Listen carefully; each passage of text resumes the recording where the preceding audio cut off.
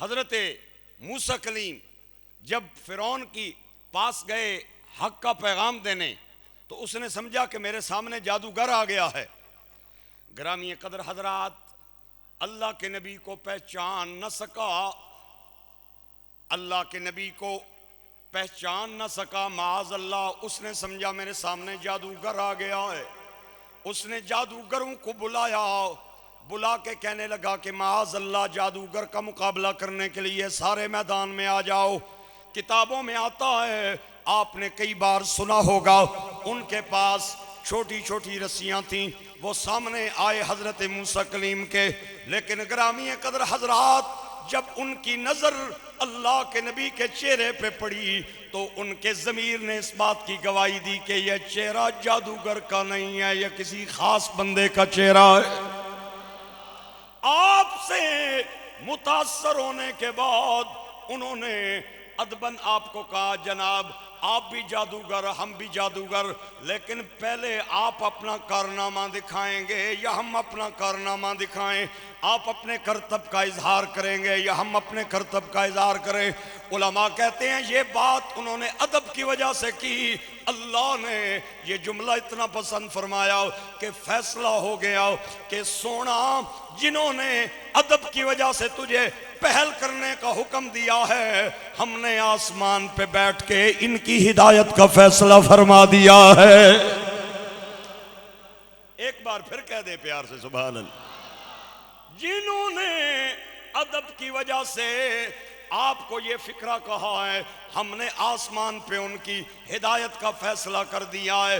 با ادب با نصیب بے ادب، بولو بولو بولو یار، با ادب با نصیب بے ادب بے نصیب۔ یہ ادب والوں کو خدا مراد عطا کرتا ہے، ادب والوں کو خدا عزت عطا کرتا ہے۔ بے ادب بیچارے یہیں رہ جاتے ہیں۔ سلطان العارفین جھنگ کا بابا سلطان باؤ، آپ فرمانے نے کہ علم پڑھیاں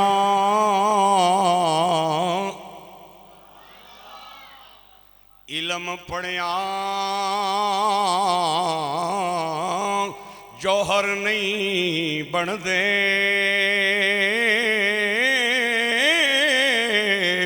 جڑے ہون ذات کمینے ہو،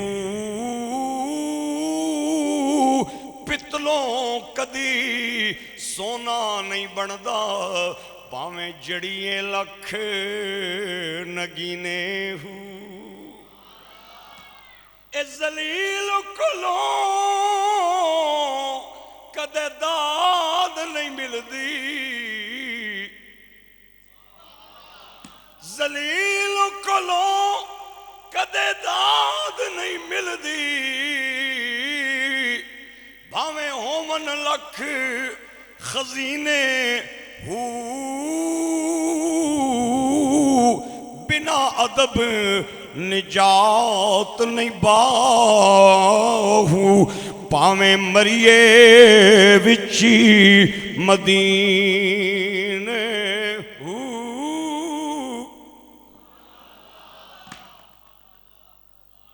ذلیل کولوں کدے داد نہیں ملدی، پاویں ہومن لکھ خزینے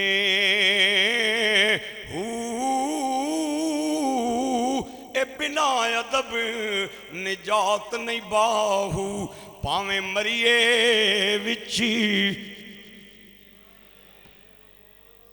با ادب با نصیب بے ادب۔ لیکن ایک شعر میاں صاحب کا بھی سنا دے۔ آج تھوڑا لیٹ ہو گیا، کچہری پھنس گیا، کچہری رش بڑا ڈاڑا ہے۔ تسی پریشان تے نہیں ہو؟ تا نہیں پہ بولنے میں پریشان ہے، پریشان نہ ہو آرتا بولو آرنا، ایک باری بولو، ایک باری پھر بولو۔ جڑے بولے نہیں نا، میں بھول جانا میں بیچارہ یا گونگا ہے تے یا بیچارے نو کو اور مسئلہ ہے، اس واسطے بولنے رویا کرو تاکہ میں بھی بولنا رواں۔ میاں صاحب فرماندے نے کہ عمراں پچھوں لفظ ایک پل کے، عمراں پچھوں لفظ ایک پل کے منہ چوئے سہا یا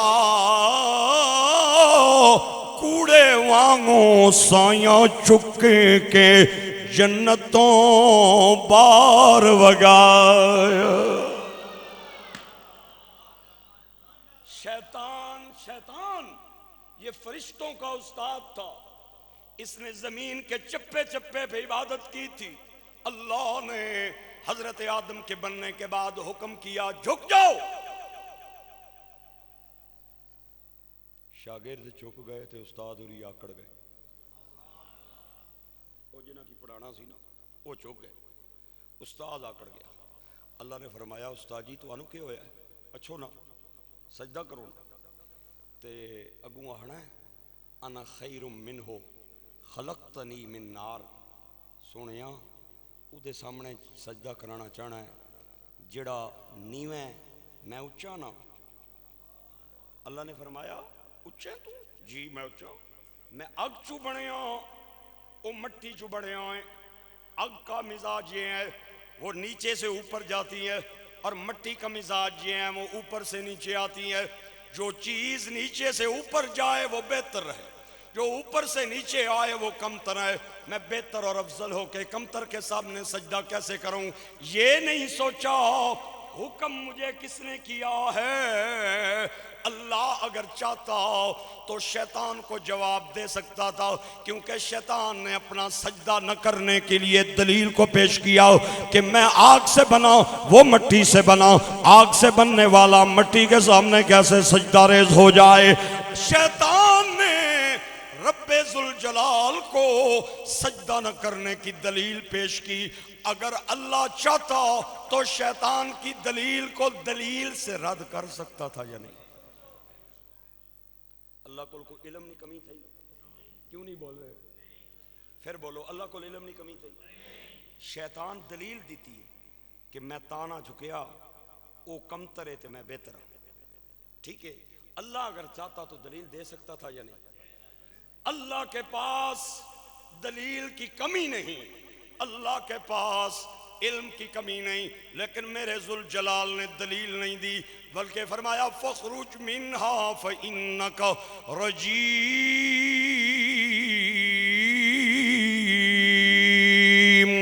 آنکھیں بند کرنے کے بعد میں ایک فکرہ کہہ کے آپ کی داد سننا چاہتا ہوں. سر نہ ہلائے جائیں بلکہ مجھے زبان کی صداد دی جائے.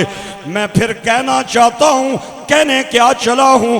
بعض باتیں ایسی ہوتی ہیں کہ وہاں پہ دلیل کی ضرورت نہیں ہوتی. آپ دلیل دیں گے تو معاملہ خراب ہو جائے گا. دلیل کے بغیر ماننا پڑتا ہے. اسی لیے ہم سے کوئی پوچھے میلاد کہاں پہ لکھا ہے، ہم دلیل نہیں دیتے، ہم کہتے سنیوں کے مقدر میں لکھا ہے.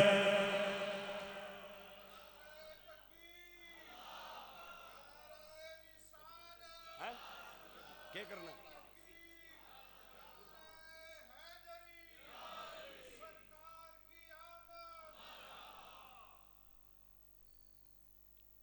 اللہ ایک بار ذرا پیا اے بھی نال لے جا، اس کا ٹکڑا بھی ہے.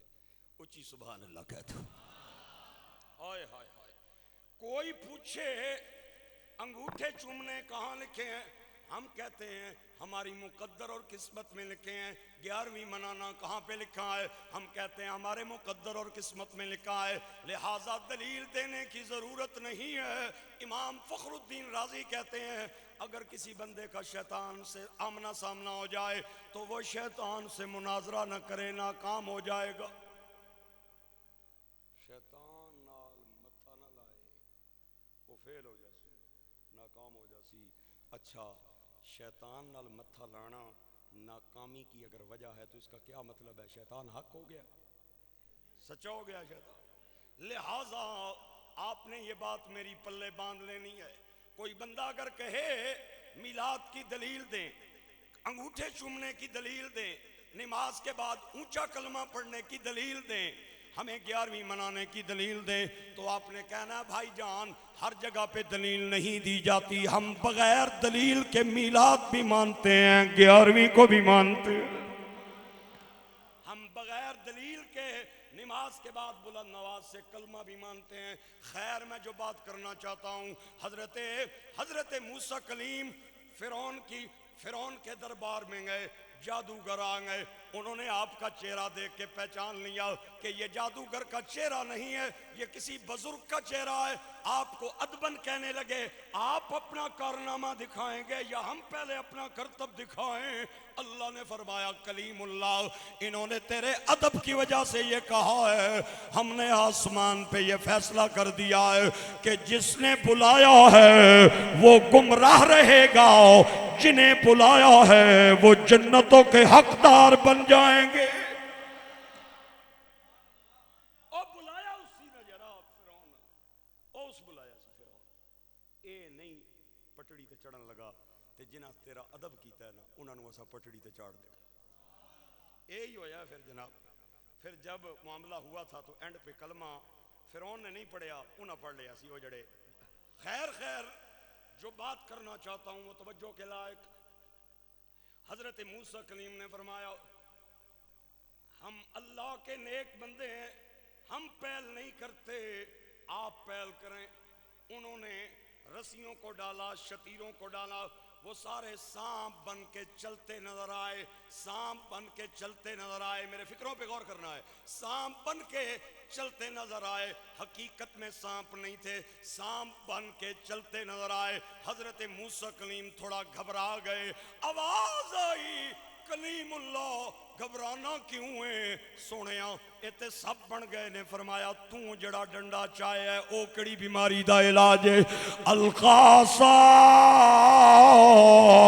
فَإِذَا هِيَ حَيَّةٌ تَسْعَىٰ. آپ نے عصا کو زمین پہ گرایا، وہ جناب اژدہا بن کے ان سارے سانپوں کو نگلنے لگ گیا. جب وہ سانپوں کو نگلنے لگ گیا انہیں یقین ہو گیا کہ سامنے آنے والا جادوگر نہیں ہے، یہ کوئی اللہ کا خاص بندہ ہے. کیونکہ جادو کا عیب ہے، جادو آنکھ پہ ہوتا ہے، جادو آنکھ پہ ہوتا ہے، جو چیز نظر آئے حقیقت میں ایسی نہیں ہوتی. جب انہوں نے دیکھا کہ اس کا اژدہا سارے سانپوں کو نگل رہا ہے تو انہیں یقین ہو گیا یہ جادوگر نہیں ہے، یہ اللہ کا کوئی نیک بندہ ہے. اللہ نے قرآن پاک میں حضرت موسیٰ کے اس عصا کو فرمایا فَإِذَا هِيَ ثُعْبَانٌ مُبِينٌ وَنَزَعَ يَدَهُ فَإِذَا هِيَ بَيْضَاءُ لِلنَّاظِرِينَ.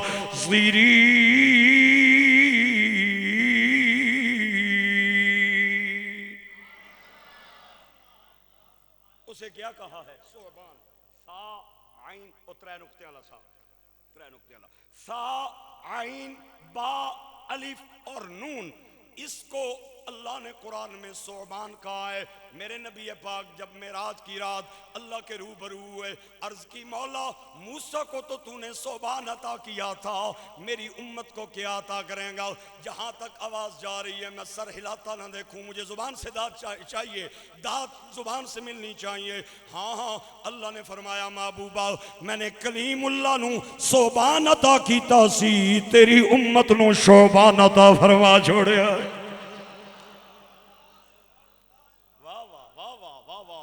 موسیٰ کلیم نو ثعبان عطا کیتا سی، تیری امت نو میں شعبان عطا کر دیتا ہے. سونیا شعبان کے کریں گا؟